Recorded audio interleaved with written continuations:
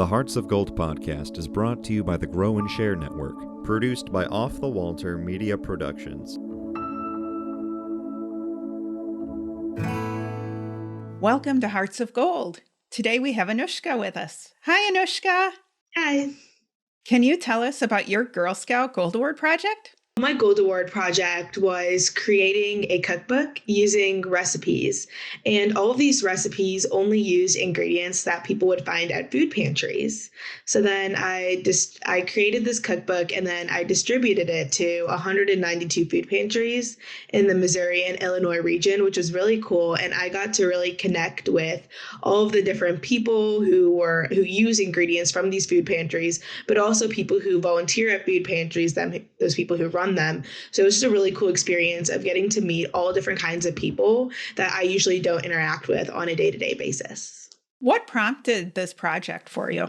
I've been volunteering at the Gateway 180 homeless shelter since I was in first grade. So it's always been a thing. And I've seen how when people get a mix of ingredients from food pantries, they don't really know what to do with them. Like, they get a bunch of different ingredients from like peanut butter to pasta. And without knowing what recipes to make, it's sometimes hard to utilize those recipes. So I wanted to target that. And I wanted to turn like all these ingredients into meals that they can make and teach them how to do that. Your cookbook is beautiful.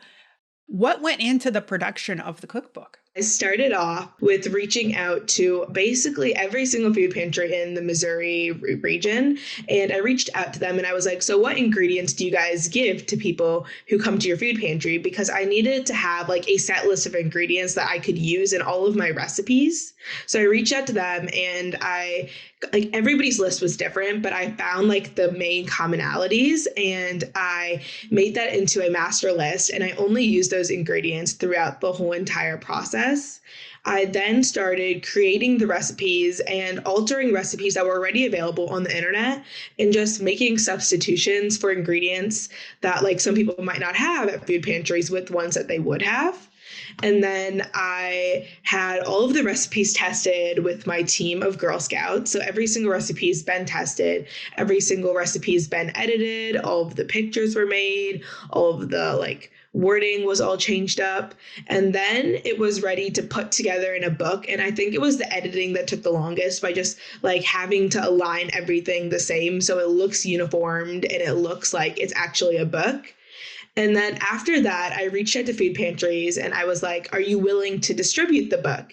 And a lot of them had actually nutrition guidelines. So they weren't allowed to distribute my book unless I met every single nutrition guideline for the food pantries. And the biggest thing was that every single food pantry had their own nutrition guidelines. So I had to adhere by all of those, and I had to change up some of my recipes and alter some of the ingredients and the amounts I was using them in, just so the sodium wasn't too high, because I know that there are specific food pantries that just wouldn't distribute it because of policies that they have. So I think that was a big thing that it was kind of a roadblock that I had to combat. And then after that, I just had to advertise the cookbook, and it was pretty smooth sailing after that. Who was on your team and how did they help you? My team was my Gold Award mentor, Sandy Narcitis, and I've been in contact with her for about 4 years now. So it's been a while. I first contacted her when I was starting my project as a freshman in high school, and she was actually one of the people I contacted because she runs the Winger Food Pantry, or she used to run it. And I was like, so what ingredients do you guys get? And in the conversations we were having then, she was like, I have been a lifelong Girl Scout. I am a Girl Scout coach, and I mentor them right now. So I reached out to her and I was like, oh, would you I still need a leader, I still need a mentor. And it was so surprising to me that she was so willing to help me, even though she didn't know who I was. I was just a freshman in high school who reached out to her over email, and she was so willing to help me. So she has been a crucial part of my project. She's been there with me every step of the way for the last 4 years with my project, which was really cool. And then my team is also composed of some of my peers. And that's like Girl Scouts and non-Girl Scouts. So I have people from my Girl Scout troop who helped me edited my recipes, who tested some of them. But then I also had people who were just like my friends at school. And I got like, there were a lot of recipes. There was over 60 of them in the cookbook. So getting every single recipe edited, tested, because I was testing all the recipes, but I needed other people to test them too, just to make sure I just wasn't being like, oh, these recipes are good because I put so much work into the cookbook. So I had like other people test them. So I had some of my school friends, like I gave them a couple recipes each and I was like, can you test these for me? I had some people from my dad's workplace and I was like, can you get all of your friends to test like this batch of recipes? Because there were so many of them and I didn't want to give people like 20 recipes to test because that's so many. So I gave everybody like a couple and they all really helped me throughout the whole process. What was your biggest challenge during your project and how did you overcome it? Getting responses from food pantries to start with, because I guess like looking back at it now, it makes sense that I was just a random high schooler asking them if they would distribute a random cookbook. So like a lot of the food pantries, when I initially reached out, they never responded and a lot of them still didn't. Or if they did, they were like, it's against our policies to distribute like an outside book to our clients, I guess for liability issues. So that was my biggest challenge, was just trying to get it distributed. But I think that after I coded a website, I made flyers, and I just did it by the word of mouth. And after like people started seeing the product, like I started sending them the product and I was like, so this is what it is. You don't have to say yes now. You can think it over. After they started seeing the cookbook, they were more like willing to distribute it. And then a lot of food pantries started reaching out to me because another food pantry in their area had gotten the cookbook and they were like, can we also like distribute it? And I was like, sure. Like, so I think it was just like a really turning point that like I just had to advertise the cookbook better through flyers and a website. And I also hosted a lot of cooking demonstrations so I could advertise the cookbook. So like, I guess everybody has the cookbook, but watching someone make the recipes or a couple recipes in person is very different than like just reading the cookbook and being like, oh, that sounds cool. So that was a big turning point too, that I hosted a bunch of cooking demonstrations at different food pantries and their clients. And I even hosted cooking demonstrations just with like the food pantry, like staff. So they were able to see it and they were able to be like, okay, like this is like a feasible thing for us to distribute. So I think that was my biggest turning point and challenge. What did you learn about yourself during your project? I can do big things, because like taking on a project like any Gold Award project is such a big thing for any high schooler to do. And as a freshman, it was so intimidating. Like there were periods of time where like, I guess since I started early, I had like the opportunity to like take breaks within my project. So I know that like when school started my sophomore year, there was a solid like 4-month period where I didn't do anything. Like there wasn't a bit of work done on my Gold Award project. But then there was also months like over the summer where I was doing like 6 or 7 hours a day. So like it balanced itself out. But I like, there were some times where I was like, no one's responding to me. Like, I don't know if this is going to work. Like, but I think that just the support system that Girl Scouts gives you is so huge. And I know that my mentor specifically, she reached out to me every once in a while and she was like, how is it going? Like, what's your progress? And my troop leader did the same thing. So I think it's just so cool to see the final result and be like, whoa, I did that. Like not thinking that you were going to do it. Like, I know that I never thought that my food pantry would be distributed to 192 food pantries and that it would eventually, like, now through my nonprofit organization, that it's like, it's continuing and people are making cookbooks in other parts of the world because of my idea.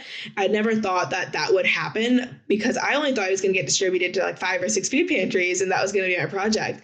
But I think just like the overall reach of your community and how much they're there to support you really surprised me and has taught me that like if I set my mind to something, I can do it and I can provide results for it. What did you learn about the Gold Award process itself that would be helpful to others considering earning their Gold Award? You need to be passionate about your project. You just can't find something on like Google and be like, oh yeah, that sounds cool. Like I want to do the project. You need to be passionate about it. And it's so easy to find things that are problems with what you are passionate about because of how much time and effort you've put in. So if there's like a sport or like community service, or if there's something that you really like to do, it's really easy to like introspect your passion and find flaws or things that you can do better. And when you do something like that, like I've been working with the Gateway 180 homeless shelter for forever. So I was really passionate about helping them. So it was really easy for me to find motivation to continue my project, even though it took me a couple of years to finish. And even when I did find motivation, it was like, oh, I still went and I still volunteered at their food pantry and their homeless shelter. So I was like, oh, like now I'm reminded of why I'm doing this. And like, it's not just like a project, but it's like to help these people. So I think the most important thing is to find something that you're passionate about so that you find motivation and that it's like a genuine project. Like if you find something that you're genuine in, you're going to put your best work forward and it's going to help the most amount of people. That passion converted into, as you mentioned earlier, a nonprofit. Can you tell us about that? I have a 501c nonprofit, Young Chefs STL, and it actually started a little bit like it had like started to found before my Girl Scouts Gold Award, but it wasn't a real organization. So since I was younger, I've always like just helped out and I've loved to cook. So I've hosted cooking demonstrations at food pantries and homeless shelters before, but I've never really targeted, like even if it was at a homeless shelter, I didn't really look at the ingredients they were getting. It was just a fun way for parents and kids to interact with me and for us just to have a fun day. So it's always been like a thing that I've done, but it turned into a 501c nonprofit. And I think like it, like the vision of it kind of shifted because now I've like focused a lot on using ingredients that is accessible to them because like while fun events are really cool, it's not going to like benefit them in the long term if they aren't able to recreate these recipes because they don't just have access to all of these ingredients on a daily basis. And the really cool thing about the nonprofit is that it's spread across the United States and there are a couple of chapters around the world. And it's not because it's necessarily me advertising it. Like I did advertise it at the beginning a lot, but it's also just the Girl Scouts' wide reach that people are reaching out to me and they're like, so how do we get involved? How can we help? And I think the coolest thing is that there are other cookbook initiatives. Like I know we have a chapter in Canada, we have a bunch in India. And the coolest thing is that they're all making their own cookbooks, but they're altering their recipes to fit their guidelines because in India or Canada, the ingredients that they get at food pantries are so vastly different from what we get in the United States.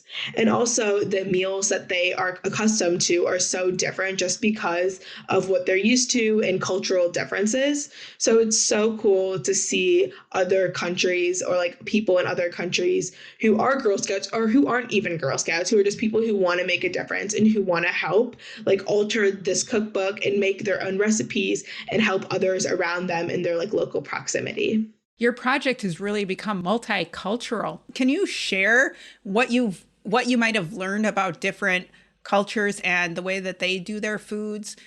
Can you dive into that a little bit more deeply? In my cookbook, there is a whole section on ethnic food. So there's a chapter on that. And I think the biggest thing I learned was that for ethnic food, it's a little bit harder to make, especially with food pantry ingredients, because a lot of ethnic food they have specific ingredients that aren't commonly found, at least here in the United States. Or if they are commonly found, you don't find them at food pantries very often. But in places like India, like all of their food is going to be culturally different from the United States. So they're like most of their cookbook is Indian food, with their ethnic food being American food. So it's just like the diversity in that. But I think the biggest thing that I learned was how similar but different the food is and how you're able to manipulate it using American food. So like while it's not going to be the same, you can replace like some constant like vegetables. Like I know that like in like certain Asian cultures, there are like specific vegetables that you use, but you aren't going to find those unless you go to like the Asian market. But for people who get ingredients for food pantries, that just isn't a viable option all the time.